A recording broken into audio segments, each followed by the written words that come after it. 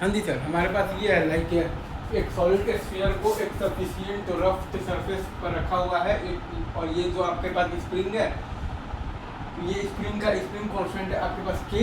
तो हमें बताना है find the time period of the मतलब की ऑक्सीडेशन, राइट।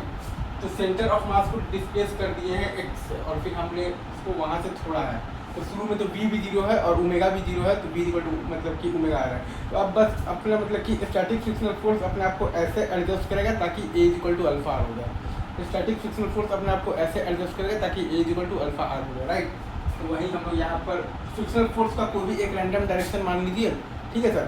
और फिर आप बेसिकली फ्रिक्शनल फोर्स का वैल्यू निकाल दीजिए। अगर वो वैल्यू आ गया है पॉजिटिव मतलब कि जो डायरेक्शन माने थे वो सही है, और बेसिकली अगर वो वैल्यू आ गया है निगेटिव मतलब कि जो डायरेक्शन माने थे वो गलत है, असल में उसका ठीक उल्टा है, ठीक है सर। तो यही काम हम लोगों ने यहाँ पर किया है। तो ए बराबर आ गया है फ्रिक्शनल फोर्स का डायरेक्शन मान लिया है ये, तो 2kx, क्योंकि यहाँ पर सेंटर ऑफ मास को डिस्प्लेस किए हैं x से, तो अपर मोस्ट पॉइंट आपका डिस्प्लेस हुआ है 2x से, राइट। सेंटर ऑफ मास आपका डिस्प्लेस हुआ है x से, तो अपर मोस्ट पॉइंट आपका डिस्प्लेस हुआ है 2x से, राइट। तो स्प्रिंग में एलोंगेशन है आपके पास 2x, फोर्स लगेगा 2kx। तो a इज इक्वल टू है आपके पास 2kx और माइनस f और बाई m, और अल्फा बराबर मतलब कि आता है आपके पास टॉर्क बाई आई। अल्फा बराबर आता है आपके पास टॉर्क बाई आई।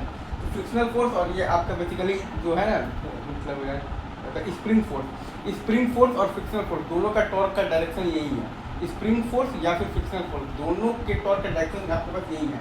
टॉर्क है आपके पास 2kx और plus f into R, two by, और आई है आपके पास 2/5 इंटू एम आर स्क्वायर। और फिर हम लोगों ने लगा दिया है बेसिकली ए बराबर अल्फा, तो एफ बराबर हमारे पास आ गया है माइनस ऑफ दी 6kx/7।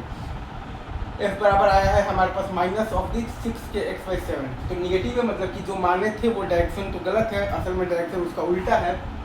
तो आपके पास एक्सीलरेशन आ गया है 20kx/7m।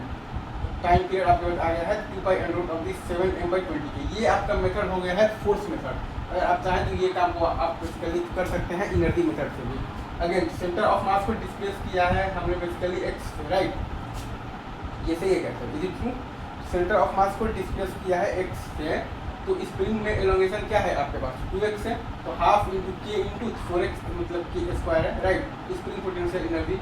और ये लिखा हुआ है क्योंकि यहाँ पर आपके पास तो प्योर रोलिंग हो रहा है, क्योंकि लिखा हुआ है यहाँ पर कि आपका सरफेस कैसा है, तो सफिशिएंट रफ है।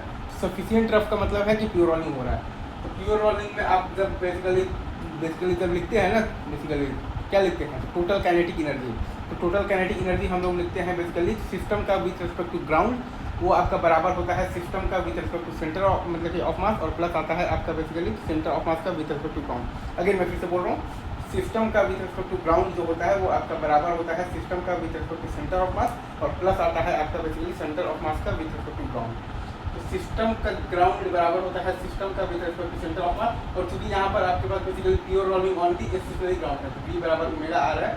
तो ये आ गया है आपके पास system ground is equal to system का with respect to centre of mass, तो half into I into omega square v by r का होल स्क्वायर, और प्लस है आपके पास सेंटर ऑफ मास का विथ रिस्पेक्ट टू ग्राउंड, तो half m v square आ गया है आपके पास 7/10 mv स्क्वायर। तो यहाँ पर लिख दिए हैं, ये है आपका बेसिकली क्या है स्प्रिंग का पोटेंशियल एनर्जी, और ये है आपका बेसिकली सॉलिड स्फीयर का टोटल आपके पास लिखा हुआ है काइनेटिक एनर्जी।